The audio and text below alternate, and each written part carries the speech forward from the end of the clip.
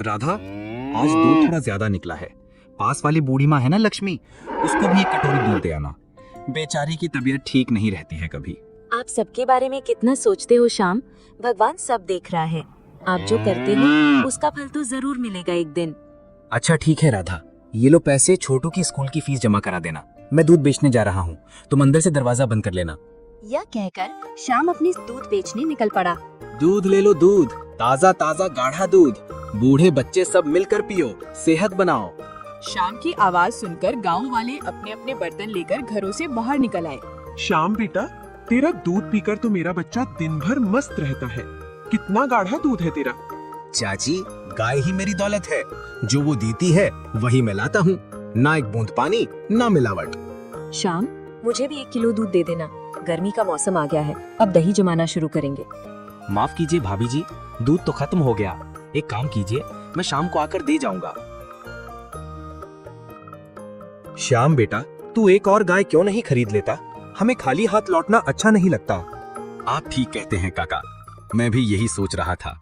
मुझे भी अच्छा नहीं लगता आपको खाली हाथ भेजना। श्याम का दूध शुद्ध और गाढ़ा होने की वजह से गांव वाले उससे ही दूध लेना पसंद करते थे। ग्राहक बढ़ने के कारण दूध जल्दी खत्म हो जाता था। दूध बेचकर श्याम घर लौटा और राधा से बोला, सुनो राधा, हमें और गायें खरीद लेनी चाहिए। हमेशा कोई ना कोई खाली हाथ रह जाता है। अब हमारा काम भी अच्छा चल रहा है। हाँ जी, बहुत ही अच्छा रहेगा। इससे हमारी आमदनी भी बढ़ेगी और ग्राहक भी।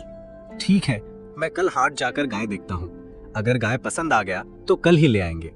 अगली सुबह श्याम पास के गांव में गाय देखने गया।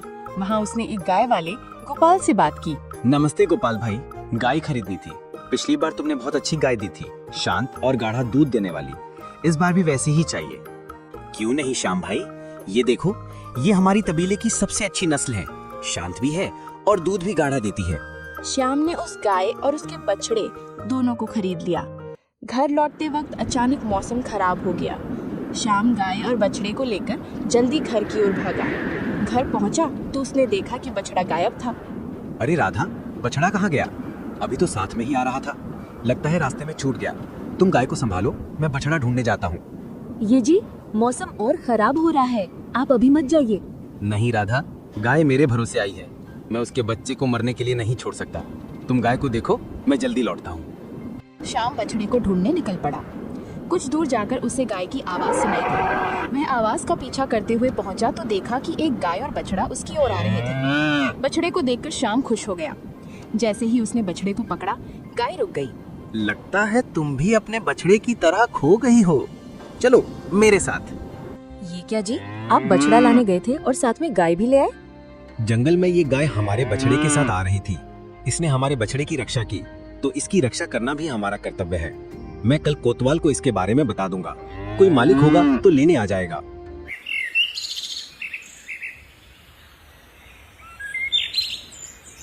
अगले दिन श्याम ने सोचा कि पास में रहने वाले हरिया को गायों की देखभाल के लिए रख लिया जाए। हरिया पहले से काम मांग रहा था। श्याम और हरिया मिलकर गायों का दूध निकालने लगे। श्याम ने हरिया से कहा, अरे हरिया, बछड़े को उसकी माँ के पास थोड़ी देर छोड़ दो, उसका पेट भर जाएगा। आज सबको दूध मिलेगा। बहुत सारा दूध लाया हूँ, कोई खाली हाथ नहीं जाएगा। क्या बात है श्याम, कोई जादू हो गया क्या? कोई जादू नहीं काका, मैंने एक और गाय खरीद ली है। अब जितना मन हो दूध ले लो। उस दिन भी सारा दूध बिक गया। गांव में एक और दूध वाला था जो श्याम का दूध बिकता हुआ देखकर जलता था, बेईमान था और दूध में पानी मिलाता था। इसलिए गांव वाले उससे दूध नहीं लेते थे। वह सोचने लगा, जब तक श्याम दूध बेचेगा कोई मुझसे दूध नहीं खरीदेगा। मुझे इसका कुछ करना होगा। एक दिन श्याम घर लौटा तो देखा कि बछड़ा उस जंगल वाली गाय का दूध पी रहा था। लगता है हरिया बछड़े को बांधना भूल गया। इस गाय का बछड़ा हाल ही में हुआ होगा।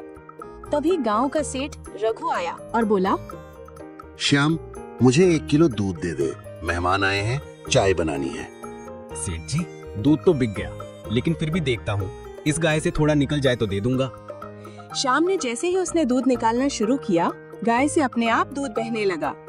बाल्टी भर गई। श्याम हैरान था। उसने कहा, बंद हो जा, और दूध रुक गया। फिर उसने कोशिश की, दूध फिर बहने लगा।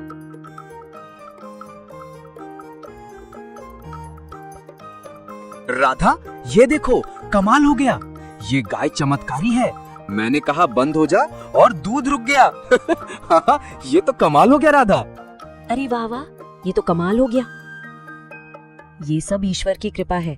इसने तूफान में हमारे बछड़े को बचाया और अब इतना दूध दे रही है।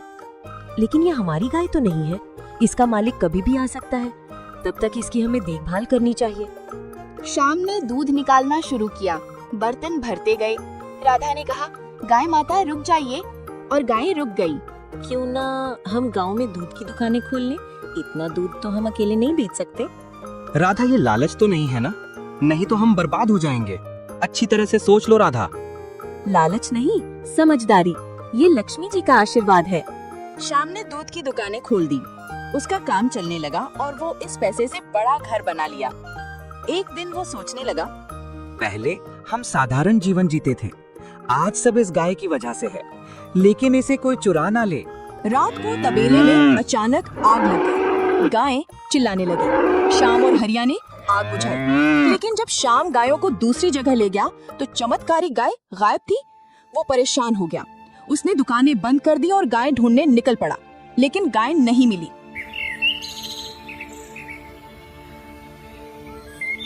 अगले दिन एक बूढ़ी अम्मा सरस्वती आई और बोली, क्या हुआ श्याम, तू बहुत परेशान लग रहा है, कहीं कुछ खो गया क्या? अम्मा, मेरी गाय गायब हो गई। बहुत ढूंढा लेकिन कहीं नहीं मिली। तुम चिंता मत कर बेटा, पशु अपने मालिक से ज्यादा देर दूर नहीं रहते, वो लौटकर आ जाएगी। उसी रात शाम को सपना आया कि उसकी गाय, जिसे उसने कामधेनु नाम दिया था, कोहरे में से आ रही है। उसकी घंटी बज रही थी। जैसे ही वो उसे छूने गया, उसकी आंख खुल गई। सामने कामधेनु बैठी थी। राधा, हरिया, देखो चमत्कारी गाय लौट आई।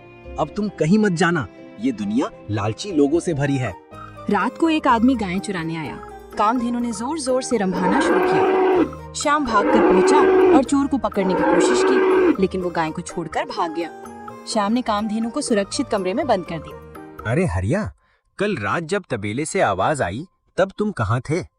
मालिक, मैं गहरी नींद में सो रहा था, मुझे तो आवाज सुनाई नहीं दी।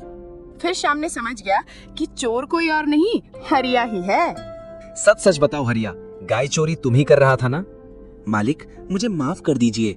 मैंने कर्ज लिया था बहन की शादी के लिए। कर्जदाता मुझे मारने की धमकी दे रहे थे। मैंने गाय चुराने की सोची।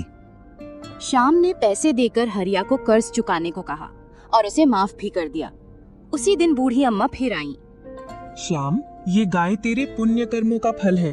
तूने तूफान में बछड़े को बचाया, इसलिए मैंने ये गाय तुझे दी। अब मेरी उम्र हो गई, मैं इसका ध्यान नहीं रख सकती। जब तुझे कोई नेक इंसान मिले, उसे ये गाय दे देना। ये जादुई गाय है और कई सालों तक घर को समृद्ध रखेगी। शाम ने तबेले में कई बेरोजगारों को काम दिया और एक नेक इंसान की तलाश में लग गया।